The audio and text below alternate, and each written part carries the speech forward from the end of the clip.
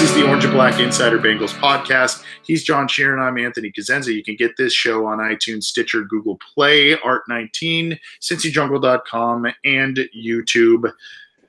We're going to get to some listener questions. We do have a call on the line from good friend Terrell. Terrell, are you there?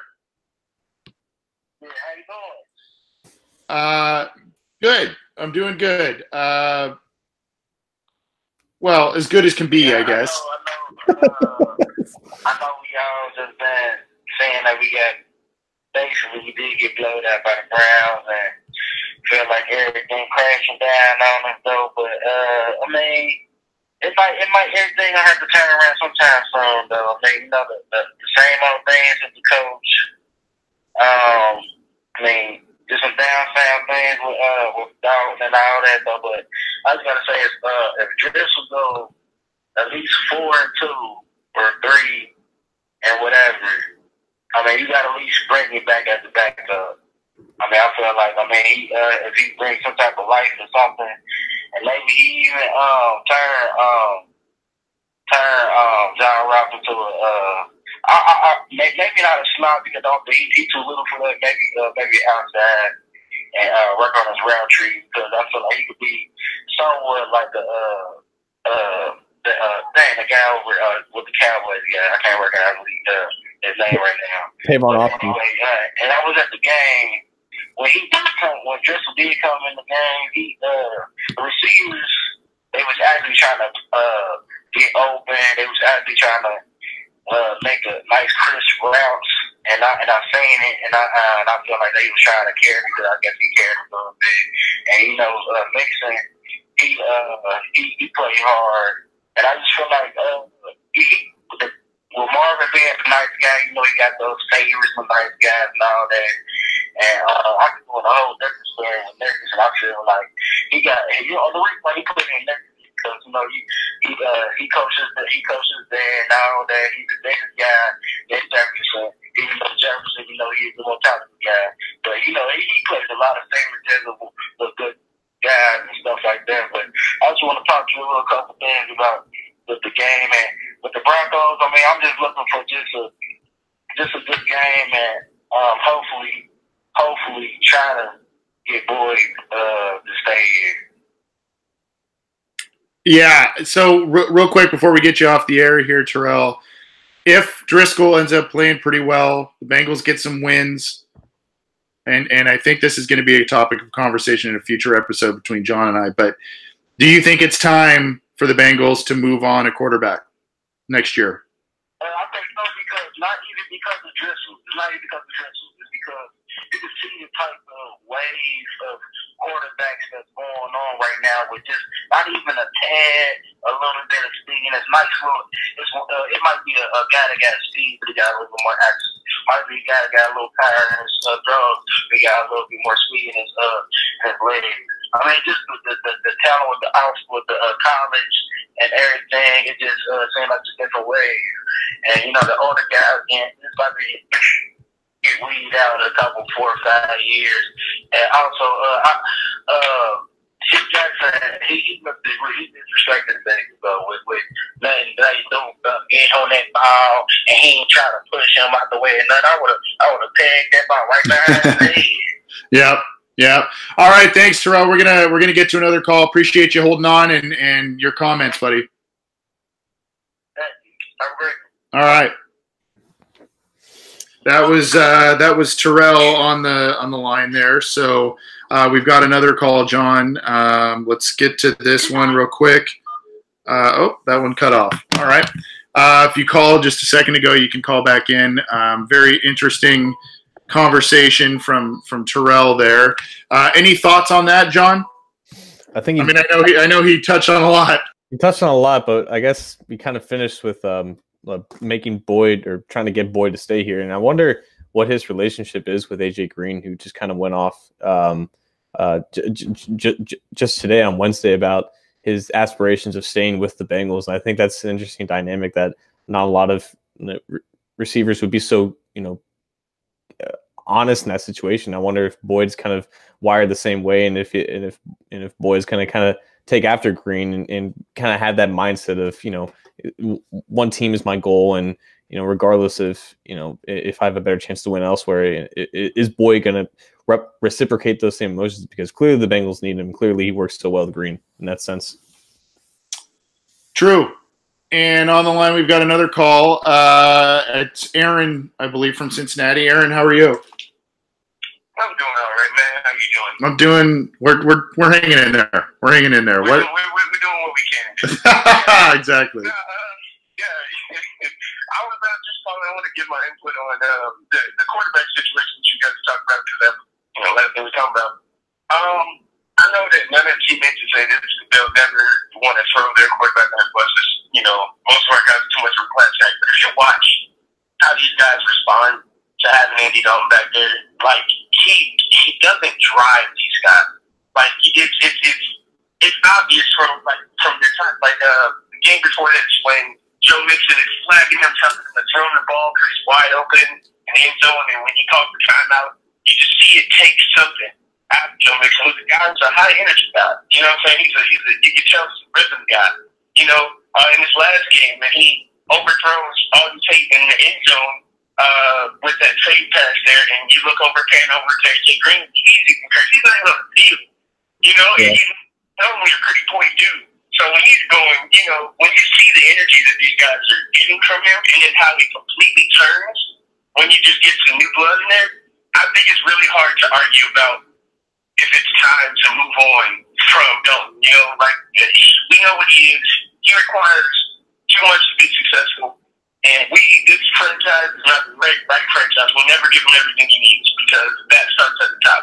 Yeah. Better ownership, you know, maybe we'd be more successful. Yeah. You know, so that's how I feel about that guy. But as far as, I also had a couple questions, or I just want to see what you guys' take were on Marvin Lewis's ability to, like, scout or recognize what talent he has, because I don't know if you guys are watching it. Maybe it's just, you know, I was desperate for anything exciting to watch that game, but, you know, he was dogging Auden Tate, you know, that whole week prior to, and Auden Tate comes in, and he's like, even his misses were pretty. You know, like they gave me, I'm like, oh my God, this guy's trying. Like, even if he did the incomplete pass, I'm like, God, he was this close from making it, you know, catch here and there. And you mean to tell me that he's not better than Cody Core? Like, I'm absolutely mind blown. Like, and it makes me question other things. Like, if you got this guy here on the bench and you say he's not better than Cody Core, then I'm wondering, like, you're saying Malik Jefferson's not better than Harvey Anderson?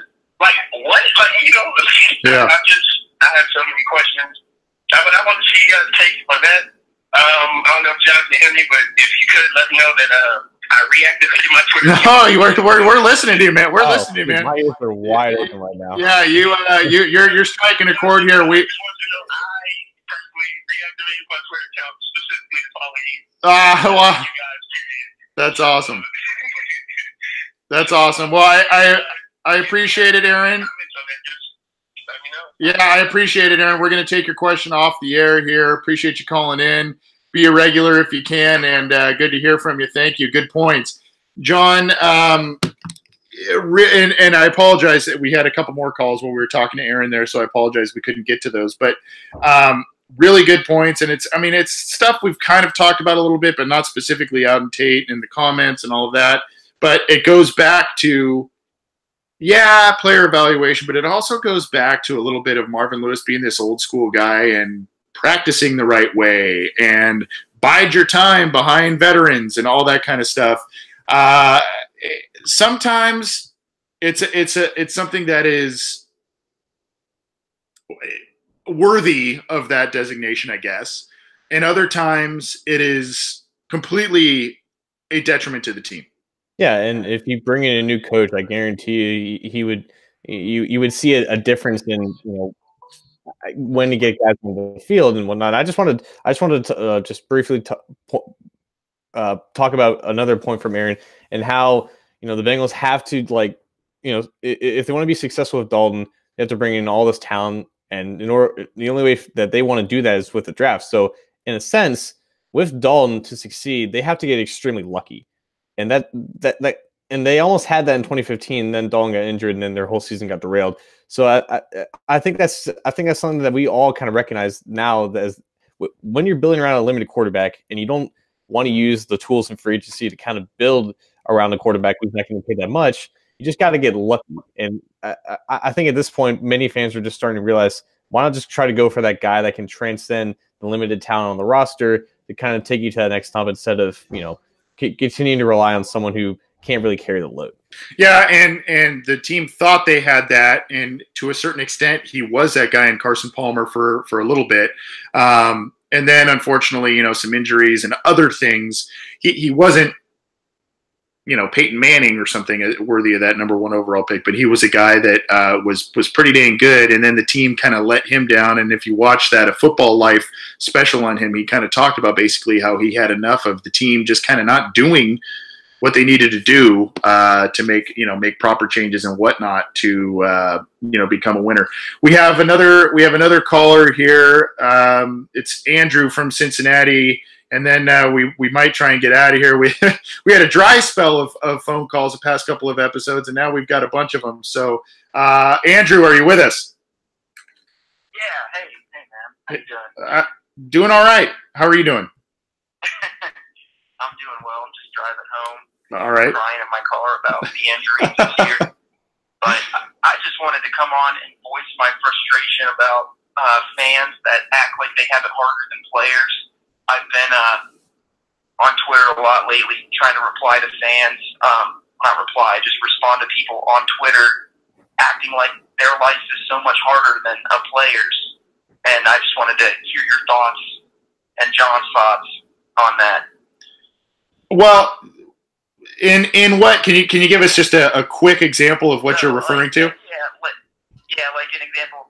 There was a video of John Ross's response. I think a news posted, and a lot of fans were saying in the comments how, well, try being a fan for 20 years. And my defense to that is they poured their lives into this. Like, they do this for a living. They're at the pinnacle of their careers, or pinnacle of what they're able to do. Like, they're not in arena football, they're in the NFL. So I don't think that we have it harder than the players, but I just wanted to defend the Bengals players in that. Well, yeah, I appreciate that, and we're gonna take your question off the air, Andrew. I appreciate you calling in, and yes, that's the John Ross thing is actually where I was going to point to that. Excellent question, John. I'm going to say this: I have seen or interacted with former professional athletes who either themselves or they have corroborated tales of people in the locker room completely being paycheck player type of guys, where they do not care about the success of the team. And these are largely guys who bounce around from team to team. These are guys who have been around for a while, and they're guys that you could probably guess, based on their personality, if they've been in off-field trouble, whatever, you can probably guess some of these guys. But I love that Andrew brought up the John Ross thing, because if he wasn't going to give a specific example or that example, that's where I was going to go. And if you don't know what I'm talking about, I think it's either Brandon Seho or Jeremy Roush who posted, I can't remember exactly who it was on Twitter, but one of the local Cincinnati media guys posted a locker room clip, a post-game clip of John Ross that I thought was very interesting, saying that, yeah, it sucks for not. Here's the thing to me, John, and I want to get your take. I'm hogging the mic here, but yes, for fans, it stinks to watch the team lose and to watch the team lose year after year and not take the next step. But the thing that struck me about Ross's comments was, not only does it stink as a player, you put in this work, and it's the physical work, it's the mental work, and you're doing this, 5 to 7 days a week, depending. It also, he mentioned the fact that they feel it for the fans. Yeah. They feel that the onus is on them, that they owe it to the fans to play well, to put a good product on the field, etc. Yeah, and for starters, this is like the main issue with sports fandom in general. It just makes people crazy. It gives them these crazy perceptions about themselves. it gives them this entitlement of their own ownership in the team. It's all ridiculous, and I hate everything about that and everything that stands for. But I think what those fans and on those Twitter threads are always missing is that for some players, football wasn't like it wasn't a choice whether to play. It's like, I have to be successful at this, because if I don't, then my family isn't going to be able to pay off their home. They're going to go on welfare. Like this is the avenue that God put me on this earth to provide for my family. And that's always why some players are going to be more prioritizing over just staying healthy, getting the next paycheck, making sure it goes back to mom. And that's why players are so reliant on college scholarships and just, preserving their God-given abilities to make sure that this dream comes true, because it's so important to them. And for other players, who, for the AJ Greens of the side, on the side of things, where, they're a little bit more, properly set up, and they have more, humble, goals of team aspirations and wanting to win for the fans and all that stuff. But every player is different, and every, certain aspirations of why they're playing the game is different. But in the end, they're the ones on the field playing in front of millions of people, and if they lose, they're going to get hate for it. Whereas you and me, we'll go back to our daily lives, and worry about more important things. This is just a one-day affair for us as fans, just watching the team. These guys, they dedicate, like you said, their entire life, their entire bodies, and their careers, potentially a decent amount of their lives after the game, to do this because they love it. And they get, and they can get hate for not, putting up enough fantasy points, or for not going to the playoffs after a few years of, going there consecutively. And it's just not comparable compared to when you're looking at players and fans' hardships when a team struggles, because these guys live it and breathe it, and they have to, suffer what we all say, about their struggles, and they kind of have to absorb and go with emotions, and how they respond and absorb that, it's kind of up to them. But it's just I completely agree with Andrew. It's a stance that I'd be willing to talk about for an hour if I needed to, but just to end with that, like, it's not comparable. Get off your soapbox. You're not in a worse position than the player when it comes to team success. Yeah, and imagine most of us work either 9 to 5s or for you and I, we work on the site and we work on this podcast and all that stuff. And I can tell you, when we write something up on Cincy Jungle and maybe people don't agree, and especially this time of year when the Bengals are losing, people get real testy in the comments section of stuff, and they're easy to they are quick to criticize our writings and our opinions on certain things regarding the Bengals. I can tell you that kind of you're like, that kind of gets under your skin a little bit. Just imagine on your own home field, 65,000 people booing you into the halftime tunnel. So, I mean, you're doing your job, and in the middle of your job, if you or people, not even you, if other people you're working with are not doing well, 60,000 people are booing you. I mean, that's kind of what comes with this. Now, granted, they get paid a lot more than 97% of the world, but I mean, that's not an easy thing to deal with. I want to end with this, and I want to get your opinion, John. Cincinnati fans, especially Bengals fans, can be quite cynical and quite brutal to the Bengals. There's a lot of reasons why, and a lot of them are right. And this is kind of playing into a little bit of Andrew's opinion here. Do you buy into the fact that when this team isn't doing well in a particular game or a particular stretch of games, and they're on their home turf, and fans boo them off the field into the halftime tunnel, do you think that goes into the player's psyche? Or do you think it's just kind of like, whatever, these people are never going to be happy, and can that stuff snowball on them, and do they buy into that, oh, here we go again type of thing? Or do you think it's just kind of like, whatever, they tune it out? I think it just depends on the player, to be honest with you. Like, for a guy like Perfect, who's plays with such emotion, at least he used to, or especially Mixon, who's, more of a younger guy and not used to, playing in Oklahoma, he's not used to losing that much. I think for those specific guys, it kind of gets to them and kind of rallies them to do a little bit better. But again, there are some players who are just, they give it their all because they're part of the team, but at the end of the day, that next paycheck, that next contract is on their minds because they feel obliged to provide, and that's fine. That's perfectly reasonable. And if they don't, absorb, that fan criticism in the way that fans want them to, in terms of, rile them up and get them to play better, and then that's whatever. It's completely up to the players and about how they take it. Personally, I haven't been to a Bengals game in like 3 years, and I obviously when I was there, I experienced, people booed all the time and whatever, but like booing, I mean, it's just, I wouldn't do it because there's just a certain perspective that you kind of have to have when you're watching these professional athletes, sacrifice their bodies for your entertainment. And that kind of goes back to like the entitlement that fans kind of have, when they feel like they're a part of the team, whatever. And they may feel like, they're booing because they care and they want them to do better.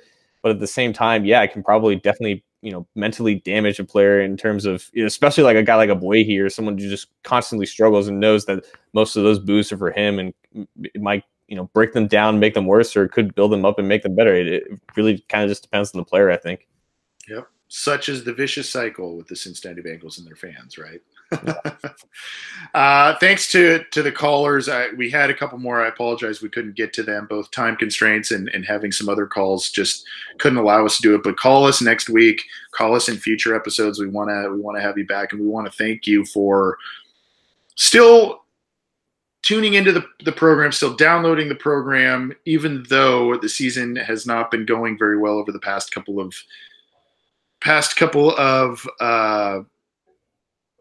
weeks or months, really, with this team. Started off so promising, and then whatever. You mentioned, just ironically, John, you mentioned the last game you went to was a couple of years ago. Same with me, at least in Cincinnati. The last game I went to, ironically, was the home opener against the Broncos.